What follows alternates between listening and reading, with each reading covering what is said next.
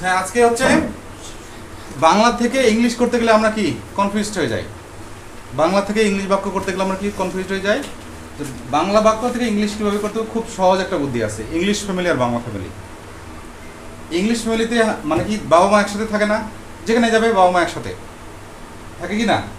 আর বাংলা ফ্যামিলিতে হচ্ছে বাবা আগে, যেমন খাইতে বসলে বাবা আগে, আর সবাইকে খাওয়ায় দাওয়ায় তারপর কি হবে মা খায়, শেষে ঝোলটা খায়, এরকম না, এরকম। তো বাংলা বাক্যের সাথে বাংলা ফ্যামিলির মিল, ইংরেজি বাক্যের সাথে কি ইংলিশ ফ্যামিলির মিল। ঠিক ওভাবে আমরা বাক্যটা করবো। দেখো তো, এটা একটা বাংলা বাক্য, সে তার বাচ্চাদের নিয়ে রাতে ভাত খায়। তো একটা বাক্যের মধ্যে সাবজেক্টটাকে বলবো আমরা বাবা, বা একটা ফ্যামিলির হাজব্যান্ড মানে ওয়াইফের হাজব্যান্ড, আর ভার্বটাকে বলবো হচ্ছে ওয়াইফ। মানে এটা হচ্ছে হাজব্যান্ড, এটা হচ্ছে ওয়াইফ, এটা হচ্ছে বাবা, আর এটা হচ্ছে মা। ঠিক দেখো, আমি বললাম যে সবার আগে বাবা খাবে, তারপর বাচ্চা কাচ্চারা খাবে, তারপরে শেষে বাঁচলে মা খাবে। কিন্তু ইংলিশ ফ্যামিলিতে দেখো বাবা মা একসাথে থাকবে, আর বাংলা ফ্যামিলি বাবা আগে সবার শেষে মা।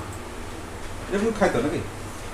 তো দেখো এই বাক্যটাকে আমরা করব কি ইংলিশ করব। এখন ইংলিশ করার ক্ষেত্রে আমরা কি করব, সে যেহেতু এটা মানে আমি হিও লিখতে পারি, সেও লিখতে পারি, এটাকে আমরা কার সাথে তুলনা করছি, বাবার সাথে। সাবজেক্টটা কি হয়, তো বাংলা ফ্যামিলির সাথে তুলনা করছি। এটা তাহলে কি হবে, হি বা সি।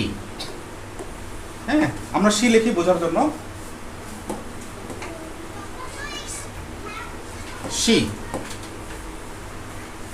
তারপরে এই যে প্রথমে বাবা ছিল, শেষে মা ছিল, ওই মাকে এখানে ইংলিশ ফ্যামিলিতে কি করব, বাবার সাথে দিয়ে দেবো, যে তোমরা একসাথে, আমরা তারপরে, নাকি। কেন দেখো না যে রেস্টুরেন্টগুলোতে হাজব্যান্ডের একসাথে বসে ইংলিশ ফ্যামিলিতে তার বসে বাচ্চাগুলা, দেখো না। বাংলাদেশে আবার আলাদা, উল্টা। তাহলে দেখো ভার্বটাকে আমরা নিয়ে আসি। সি ইট হবে না ইটস, ইটস। এই যে অ্যাসটা কেন লাগে, এখানে যদি একজন থাকে আমি তুমি বাদে, তাহলে ভার্বের সাথে অ্যাস বসে, এবং এই ভার্বটাকে কি বলা হয়, সিঙ্গুলার ভার্ব বলা হয়। যে ভার্বের সাথে অ্যাস দেখবা না প্রেজেন্ট টেন্সে বা পাস্ট টেন্সে ওরকম হয়, ওয়াজ ওয়ার, ক্ষেত্রে হ্যাভেজের ক্ষেত্রে তো প্রেজেন্ট।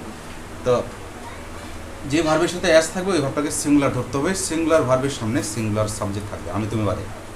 এবার দেখো শি ইটস, তারপরে আমি সিরিয়ালি উল্টা দিক দিয়ে চলে আসতে পারবো।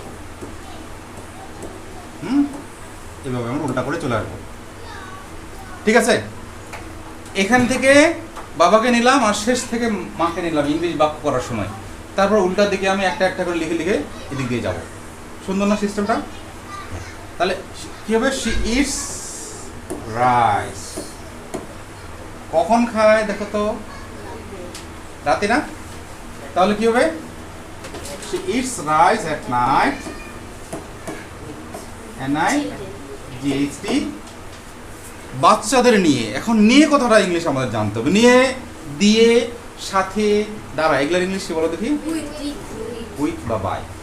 তো যেহেতু এখানে সাথে সঙ্গে করে নিয়ে বোঝাচ্ছে, ওই জন্য উইথ হবে। তাহলে কি হবে, বাচ্চাদের নিয়ে, উইথ চিলড্রেন বা উইথ হার চিলড্রেন, দুটাই হবে। উইথ, যেহেতু উইথ চিলড্রেন, তাই না। তোমরা জানো যে চাইল্ড মানে কি বলতো, একটা বাচ্চা। চাইল্ড মানে একটা বাচ্চা, আর যখন এটাকে প্লুরাল করে দিবা তখন হয়ে যাবে চিলড্রেন। জিনিসটা মাথায় ঢুকেছে, ভালো লাগছে জিনিসটা। এই হচ্ছে বাংলা ফ্যামিলি, এই হচ্ছে ইংলিশ ফ্যামিলি। এটাকে বাবা না, এটা বাবা, আর এটা হচ্ছে মা।